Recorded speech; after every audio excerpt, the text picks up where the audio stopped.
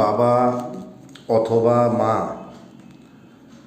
যার নামেই সম্পত্তি থাকুক না কেন, তাদের মৃত্যুর পরে নিজেদের ভাই বোনদের মধ্যে ঝগড়া ঝামেলা এড়াতে তাদেরকে বেঁচে থাকতে থাকতে, বাবা মা বেঁচে থাকতে থাকতেই তাদেরকে দিয়ে আপনারা অতি অবশ্যই উইল করিয়ে রাখুন। উইল করিয়ে রাখলে বাবা মায়ের মৃত্যুর পরে সম্পত্তির ভাগ বাটোয়ারা নিয়ে কিন্তু কোনো রকম কোনো অসুবিধা তৈরি হবে না আপনাদের মধ্যে। উইল ছাড়াও আপনারা দানপত্র দলিল করাতে পারেন, কিন্তু দানপত্র দলিল করালে পরে সেটা কিন্তু খরচা সাপেক্ষ।